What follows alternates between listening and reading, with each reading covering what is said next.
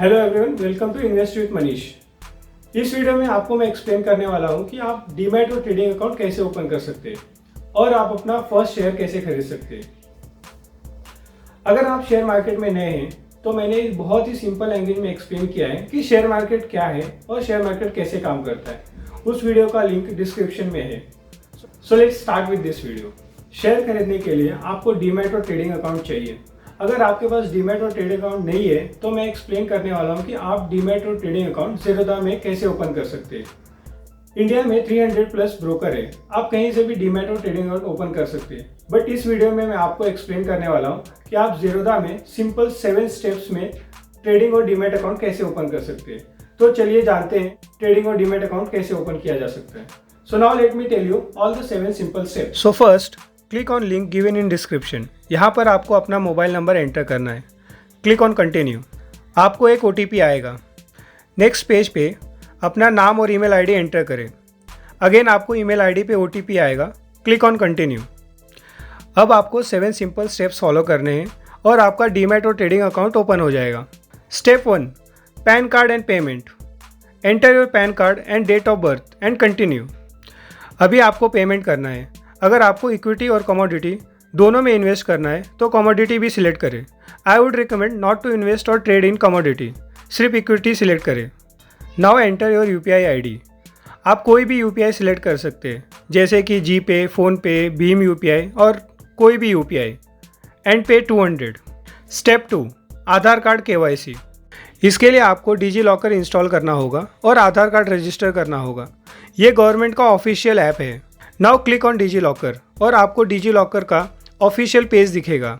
यहाँ पर आधार card number डालें और नेक्स्ट पे क्लिक करें। Enter OTP and click on continue. अभी ज़ीरोधा को अलाउ करें कि वो डिजी लॉकर से आपका आधार कार्ड यूज़ कर सके और KYC कंप्लीट कर सके। Once done, you will see this success page. Step 3, enter your personal details. Step 4, link bank account. जो सेविंग अकाउंट आपको इन्वेस्ट करने के लिए यूज़ करना है उसका डिटेल्स एंटर करें। ये सब डिटेल्स आपको चेकबुक में मिल जाएगा। And click on continue. Step 5, webcam verification.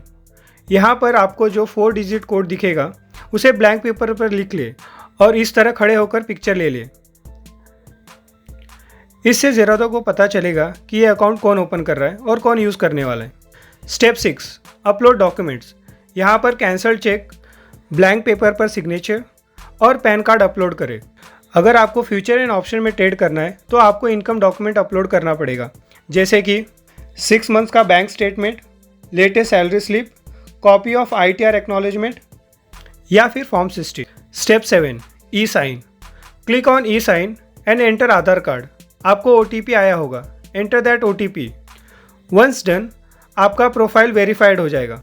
Finally click on finish. आपको user name and password mail पे आ जाएगा। आई होप आपके पास ट्रेडिंग और डीमैट अकाउंट है। Now let's buy your first share. Before that, अगर आप ट्रेडर हैं जो 1 घंटे में शेयर खरीदते और बेचते हैं तो ये वीडियो आपके लिए नहीं है, मुझे माफ़ करें। और अगर आप इन्वेस्टर हैं जो लॉन्ग टर्म में वेल्थ क्रिएट करना चाहते हैं तो ये वीडियो एंड तक देखें। शेयर खरीदने के पहले हमें शेयर सिलेक्ट करना पड़ता है और इसके लिए मेरे पास मस्त आइडिया है। चिलम सर से पूछता हूँ। ऑब्वियसली चिलम सर ने कॉल नहीं उठाया। चिलम सर का कॉल है। हेलो सर, कोई टिप दो ना, कौन सा शेयर खरीदूँ? क्या ये शेयर ले लूँ? ये कल डबल हो जाएगा। Thank you sir. अगर आपको भी ऐसे ही शेयर सिलेक्ट करना है तो ये वीडियो आपके लिए नहीं है, मुझे माफ़ करें। ये वीडियो उन लोगों के लिए है जो लॉन्ग टर्म में ह्यूज वेल्थ क्रिएट करना चाहते हैं। Now let me tell you how to buy share for long term investment. बहुत सिंपल है। आप अपने आसपास की कंपनीज़ को देखें जिसे आप जानते हैं और आपको लगता है कि फ्यूचर में भी ये कंपनी अच्छा करेगी, वैसी कंपनी सिलेक्ट करें। फॉर एग्जांपल, अगर आप IT में हैं तो आपको अच्छे से पता है कि इंडिया में TCS और इन्फोसिस ही अच्छी कंपनी है और इनका फ्यूचर भी ब्राइट है, तो आप TCS और इन्फोसिस सिलेक्ट कर सकते हैं। लाइकवाइज, सबके घर पे पेंटिंग तो होता ही होगा और आपने देखा होगा कि सबसे ज़्यादा पेंटिंग एशियन पेंट के होते हैं। So why not Asian paint? एक और एग्जांपल देता हूँ। अगर आप बैंकिंग डोमेन में इंटरेस्टेड हैं तो आपको पता है कि SBI और HDFC ये दोनों कंपनी ही इंडिया की सबसे बड़ी कंपनी है।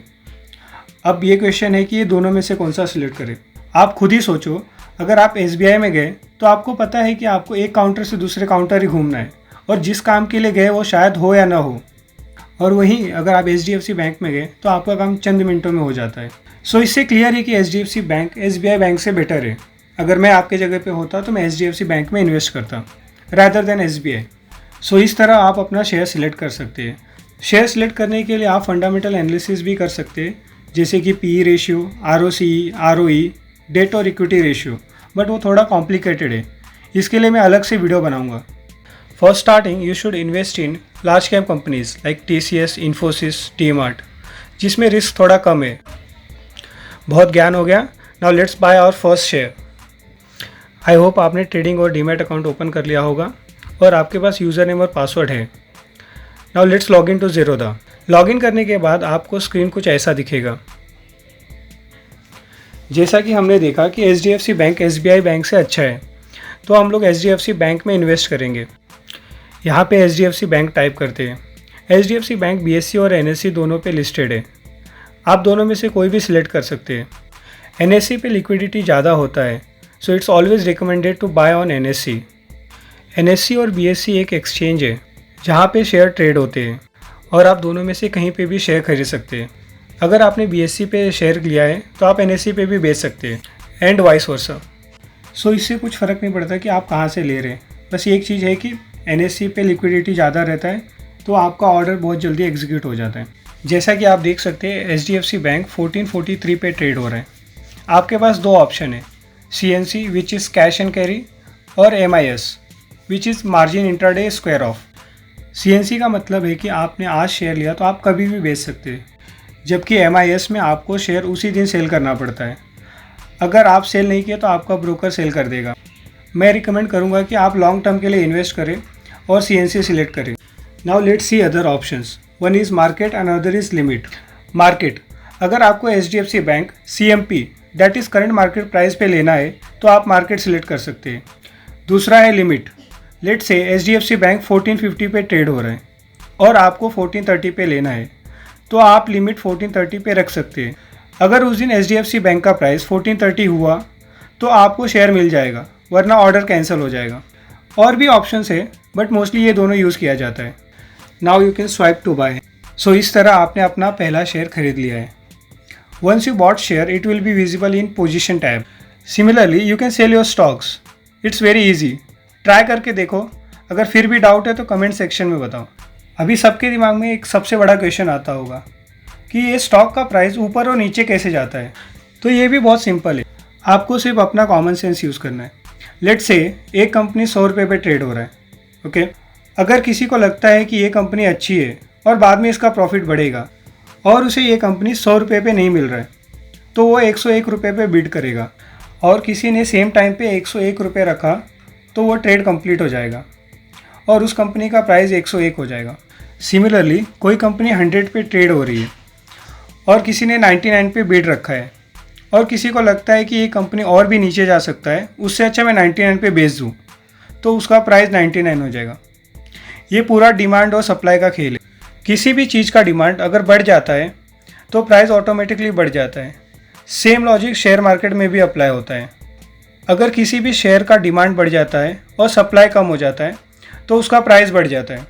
अगर बहुत लोगों को लगता है कि XYZ कंपनी बहुत अच्छी है तो डिमांड बढ़ जाता है और ऐसे ही प्राइस भी बढ़ जाता है। ऐसे ही अगर बहुत लोगों को लगता है कि XYZ कंपनी बेकार है तो डिमांड कम हो जाता है और सप्लाई बढ़ जाता है। इस तरह से प्राइस भी कम हो जाता है। शेयर मार्केट कोई अलग चीज़ नहीं है, यहाँ पर भी आप और हम जैसे लोग ही हैं। पूरा खेल डिमांड और सप्लाई का होता है। Let me put this in more simpler way. Let's consider आपकी सोसाइटी एक कंपनी है और उसमें फ्लैट्स जो है वो एक शेयर है और आपके फ्लैट का प्राइस 50 लाख है और आपको वो फ्लैट 60 लाख में बेचना है। अगर कोई कस्टमर वो फ्लैट 60 लाख में ख़रीद लेगा तो वो फ्लैट की कीमत 60 लाख हो जाएगी, यानी वो शेयर की कीमत 60 लाख हो जाएगी। वैसे ही अगर आपको कोई कस्टमर नहीं मिलेगा तो आप सोचेंगे मैं उसे 50 लाख में बेच दूं। अगर 50 लाख में भी कोई कस्टमर नहीं मिलेगा तो आप बोलेंगे मैं उसे 45 लाख में बेच देता हूं। अगर कोई कस्टमर ने उसे 45 लाख में ख़रीद लिया तो उस फ्लैट की कीमत 45 लाख हो जाएगी। सेम फंडा शेयर मार्केट में भी अप्लाई होता है। आप में से बहुत लोग सोच रहे होंगे कि शेयर सेल करने के बाद पैसे अकाउंट में कब आते हैं। जब आप शेयर सेल करते हैं तो आपका पैसा ट्रेडिंग अकाउंट में जाता है और ये पैसा आप T+2 यानी ट्रेडिंग प्लस 2 डेज के बाद अपने सेविंग अकाउंट में विड्रॉ कर सकते हैं। लाइफ में एक रूल बना ले कि कभी भी इमरजेंसी फंड शेयर मार्केट में न डालें, क्योंकि अगर आपको अर्जेंटली पैसे रिक्वायर्ड है तो आपको T+2 यानी 3 दिन तो रुकना ही पड़ेगा। तो सोच समझ के इन्वेस्ट करें और अच्छी कंपनी में ही इन्वेस्ट करें। इंडिया में वुमेन पॉपुलेशन बहुत कम है जो शेयर मार्केट में इन्वेस्ट करते हैं। We all know that women are good at everything, so why not share market. अब आप तो समझ गए, लेकिन ये वीडियो अपनी फीमेल फ्रेंड के साथ भी शेयर करें ताकि उन्हें भी समझ में आए कि शेयर मार्केट होता क्या है और शेयर मार्केट में आप अपना फर्स्ट शेयर कैसे खरीद सकते हैं। आई होप ये वीडियो आपको इन्फॉर्मेटिव लगी हो और ऐसे ही अपडेट के लिए subscribe to my channel invest with Manish.